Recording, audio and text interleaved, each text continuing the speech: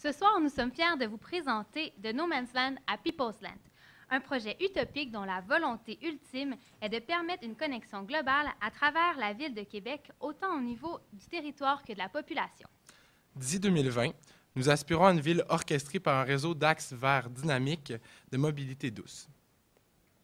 Les No Man's Land auxquels on fait référence, c'est des vides sans qualité qu'on retrouve un peu partout dans la ville. Ces zones inanimées qui sont souvent même invisibles dans notre perception spatiale. Ils sont par exemple les terrains qu'on retrouve en bordure d'autoroute ou même sous les friches électriques. Ça crée des barrières entre les quartiers. L'étalement urbain qu'on représente ici un peu comme une tache d'huile, repoussant sans cesse les limites de l'urbain et grugeant les espaces naturels autour, c'est le mouvement que nous devons absolument stopper. On remarque rapidement, lorsqu'on s'intéresse aux problématiques de la vie diffuse, le paradoxe qui s'installe entre la volonté collective de vivre près de la nature et la nécessité d'utiliser la voiture pour y arriver. C'est en inversant la vapeur, justement, c'est-à-dire en réintégrant la nature dans la ville et en structurant ce nouveau paysage qu'on va venir mettre un terme à ce cycle. Par là, on vise de nouveaux milieux mixtes et poreux entre les secteurs enclavés en offrant aux résidents des espaces verts de qualité, ce qu'ils recherchent. Donc, ces espaces verts, on s'est amusé à les repérer sur l'ensemble du territoire métropolitain pour se rendre compte qu'on en est bien entouré, entre autres par la forêt au nord et par les terres agricoles à l'est et à l'ouest. À l'intérieur de la ville, on remarque aussi qu'il y a beaucoup de parcs, mais ce qui est le plus surprenant, c'est la quantité d'espaces non qualifiés qu'on y retrouve. En fait, ça correspond à l'intérieur du périmètre d'urbanisation à 17 000 hectares qui sont inutilisés et vides de sens, de véritables no man's land qui regorgent d'un potentiel inexploité. OK, mais 17 000 hectares, ça représente quoi? Bien, en fait, c'est 1/5 de la ville de Québec, soit 125 fois le Vieux-Québec à l'intérieur des murs. Pour ceux qui sont plus familiers avec Montréal, c'est un petit peu moins de la moitié de l'île. Et finalement, côté biodiversité, on peut le comparer à 50 Central Park.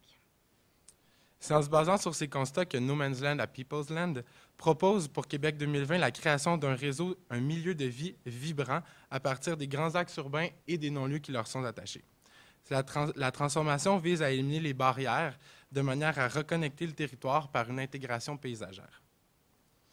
En réorganisant la ville en fonction des distances optimales inscrites à l'écran, on favorise le transport alternatif et on facilite l'ensemble des déplacements dans la ville.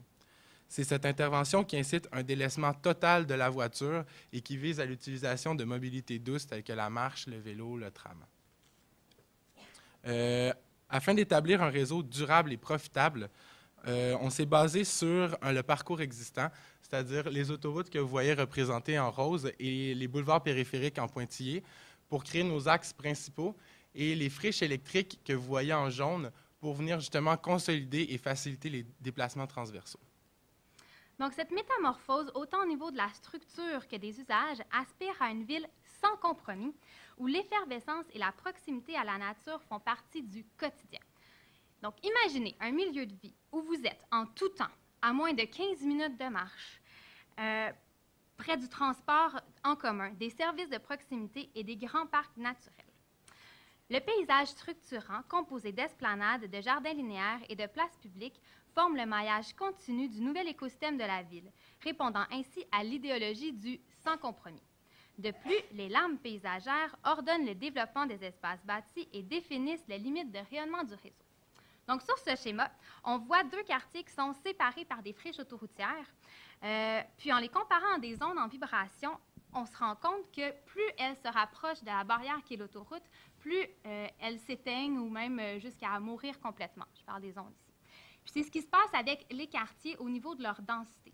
Alors que dans notre proposition, on vise à éliminer les barrières pour obtenir des grands axes qui agissent tels des vecteurs attractifs et qui deviennent les nœuds de convergence de la population. Donc, cette forte concentration à ces endroits crée une panoplie de services centraux et favorise l'intensification d'où émane la vibration urbaine. La maquette, que vous avez peut-être eu l'occasion d'aller regarder, traduit l'intensité de l'énergie qui fait vibrer la ville de Québec 2020. Orchestrées par la trame verte, les lames paysagères caractérisent la reconnexion entre les quartiers et les ondes urbaines nourrissent le développement potentiel le long des grands axes.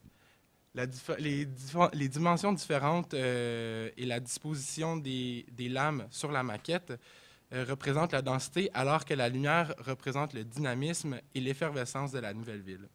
Cette façon novatrice de représenter la ville de demain est portée par une vision formelle de vibration induite par les valeurs de mixité et de porosité.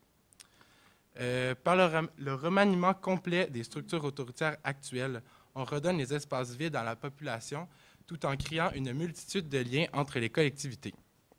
Ainsi, ces lieux inutilisés servent à la densification des nouveaux milieux et permettent une interrelation entre les secteurs autrefois enclavés. Autrement dit, ce nouveau paysage n'est pas seulement un espace de circulation par lequel on transite, mais c'est aussi un milieu de vie habitable. Un milieu qui dégage une radiation revigorante et qui est structuré par un paysage à la portée de tous, maintenant en relation directe avec l'ensemble de la ville.